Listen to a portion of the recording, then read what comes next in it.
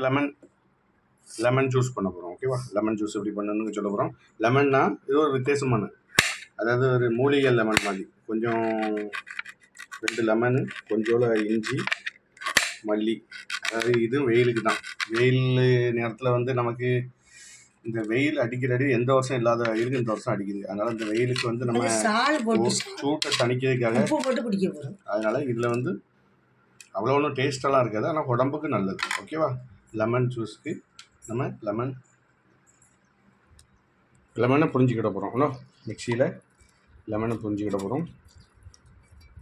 Okay, 3 lemon எடுத்துக்கும் புரிஞ்சுக்கிட போகிறோம்.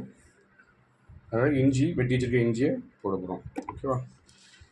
மல்லி இலை, புதினா இலை இருந்தால் போட்டுடுங்க. ஒரு 2 கருவேப்பிலை இலை, புதினா இலை இருந்தால் போட்டுடுங்க. நம்மகிட்ட இல்லை, அதனால் போடலை. ஓகேவா? சால்ட்டு, உப்பு போட்டுடுங்க. போட்டு மிக்சியில் தேவையான அளவு தண்ணி விட்டு வச்சு அதை ஃபில்டர் பண்ணிக்கிடுங்க.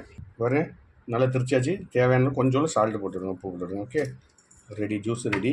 அதை நம்ம ஃபில்டர் பண்ணிக்கிடுவோம். ஓகே, வச்சுக்கிட போகிறோம். Okay, juice ready. அதாவது இது வந்து கொஞ்சம் டேஸ்ட்லாம் அவ்வளோ இருக்காது, ஆனால் உடம்புக்கு நல்லது, ஹெல்த்திக்கு நல்லது. குளிர்ச்சிக்கு, இந்த வெயிலுக்கு உடம்பு நல்லா குளுமையாயிரும். ஓகே, நம்ம வெளியே அந்த சர்பத்து இந்த சர்பத்து வாங்கி போடுறதுக்கு பதில் நம்ம இந்த இது நம்மளே போட்டு குடிச்சிருந்தீங்கன்னா உடம்புக்கு நல்லாயிருக்கும். உடம்பு உடனே தெரியும் நம்மளுக்கு குளிர்ச்சி. சூடுபடி கீடுபடி இருந்தாலுமே நல்லாயிருக்கும். ஓகே, பாருங்க, ஜூஸ் ரெடி. என்னெல்லாம் போட்டிருக்கணும் நீங்களே பாருங்கள். இந்த வீடியோ ஃபஸ்ட்லேருந்தே பாருங்கள், ஸ்கிப் பண்ணாமல் பாருங்கள். பார்த்து இதே மாதிரி நீங்களும் பண்ணி குடிங்க, குழந்தைகளுக்கு கொடுங்க. ஓகே, மீண்டும் நம்ம அடுத்த வீடியோவில் சந்திப்போம். நன்றி, வணக்கம். இந்த சேனலை சப்ஸ்கிரைப் பண்ணுங்கள், ஷேர் பண்ணுங்கள்.